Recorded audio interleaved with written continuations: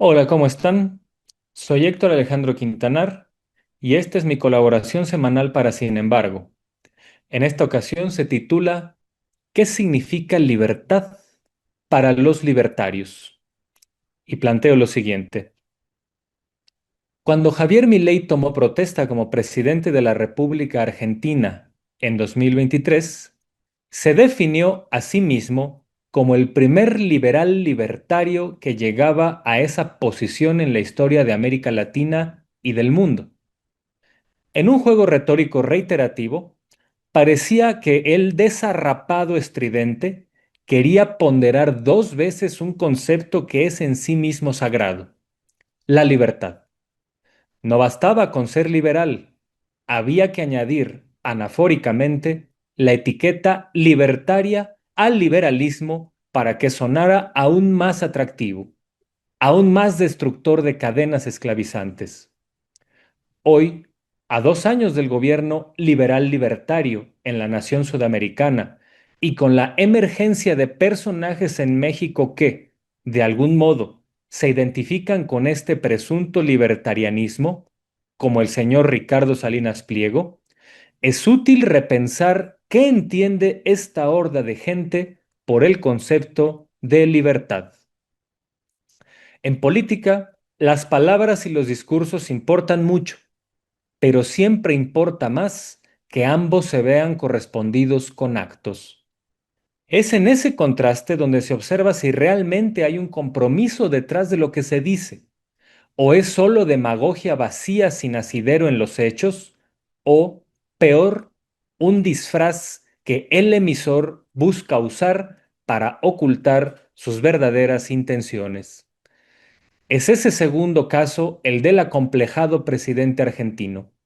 un personaje que para poder ganar las elecciones se hizo pasar por un marginal de la política que, desde fuera del sistema, quería transformarlo, mientras que a ras de suelo forjó alianzas con viejos personajes de la casta política y empresarial argentina, como Eduardo Urnequian o amplias capas del partido de Mauricio Macri, y, lo que es más revelador, se hermanó con resabios grotescos de la última dictadura militar argentina. Así, Milei no solo tomó como compañeros de ruta a los bagazos indignos del fascismo antiliberal argentino, sino que los elevó a cargos notables. Así, la actual vicepresidenta de la Argentina es Victoria Villarruel, una mujer cuya fama pública nació como defensora de los militares que perpetraron los crímenes de lesa humanidad en la dictadura de 1976 a 1983. Eso es grave en sí mismo y empeora por el hecho de que desde el gobierno de Milei se han preconizado dos mentiras grotescas: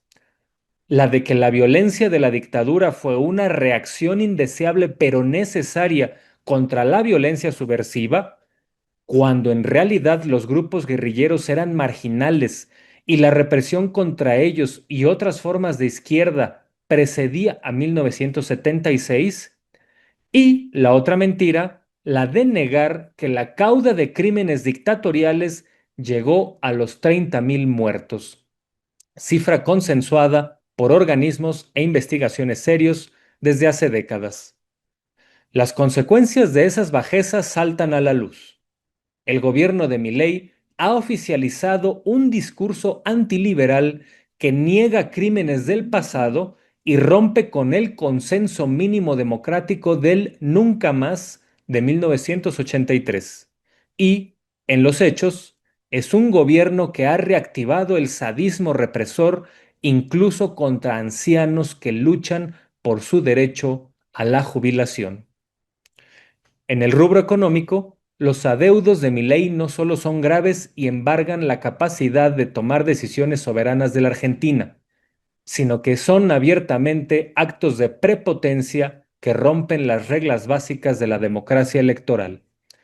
En los hechos, esto ha significado que el gobierno de un tipo que se hacía llamar el Mozart de la economía merme la libertad de los ciudadanos al acrecentar en casi un 7% la deuda pública, reducir el gasto en programas sociales y estado de bienestar, eso que el liberalismo clásico veía como necesario para realmente construir una sociedad donde se gozara de plena libertad política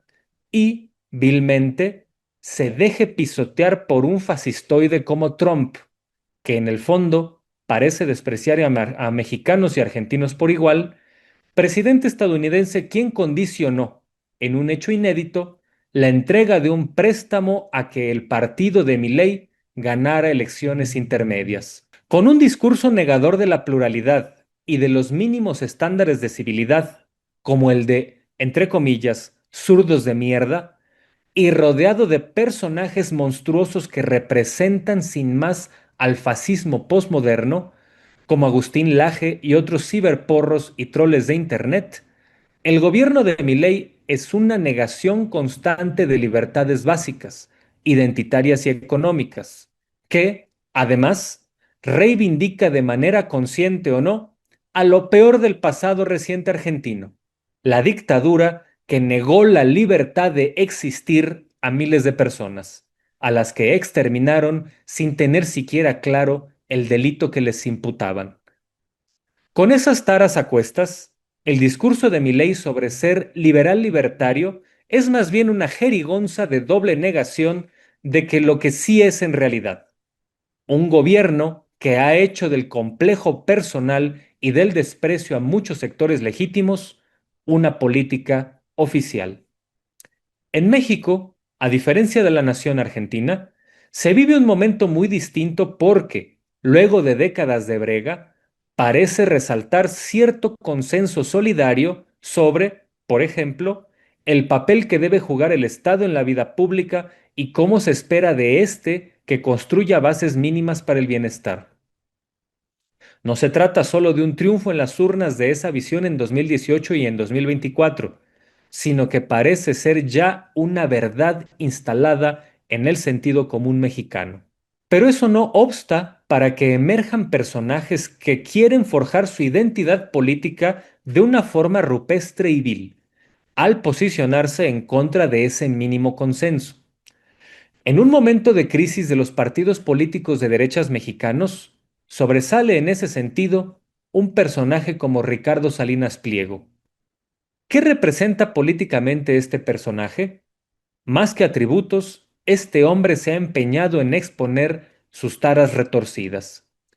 Hijo de un empresario evasor, Hugo Salinas Price, y financiador de movimientos abiertamente fascistas, como el Muro en los años 60 del siglo pasado, Salinas Pliego debe su presencia en la vida pública a un acto fortuito, el ser heredero de un hombre rico, y a un acto de tráfico de influencias, al hacerse de un canal de televisión gracias a sus componendas con el salinismo gobernante en los años 90. De ahí, sus tres rasgos distintivos en la política son la corrupción, donde sobresale como el más notorio caso de obstinación en la evasión fiscal en décadas. El segundo rasgo es la violencia, como lo mostró con su grupo armado con que se adueñó a la mala de un canal público. Y el tercero es la mentira, como exhibe sistemáticamente su televisora, berrenda de chismarrajos viles o de noticiarios que instan al terror con cosas como el chupacabras, bajezas anticientíficas durante pandemias o mediante un anticomunismo trasnochado. Todo ello coronado por un vocabulario digno de pared de baño público o de adolescente con problemas, como llamar a funcionarias mexicanas marrana o putonas del bienestar, y en alianza con letrinas fascistas dirigidas por abiertos sociópatas que gozan del dolor de inocentes, como es ese asco llamado la derecha diario,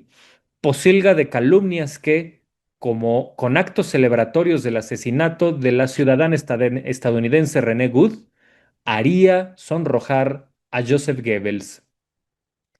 Salinas Pliego ha copiado el estilo mileísta al querer forjar su identidad política tardía contra los, entre comillas, zurdos de mierda, y se ha exhibido no solo como un deudor irresponsable y un puberto tardío, ante quien cualquiera con un mínimo de decencia política solo podría sentir dos sensaciones, alerta o náusea. Pero hay pese a eso algo que agradecerle a ambos personajes, tanto al cincuentón virginal que gobierna la Argentina como a la coprolalia viviente que es Salinas Pliego. Y eso es que han clarificado qué significa la libertad para los libertarios. No significa estar libre de cadenas y exigir que se rompan las cadenas de otros. Significa, sin más, estar libre de escrúpulos y sentir un malsano orgullo por ello. Muchas gracias.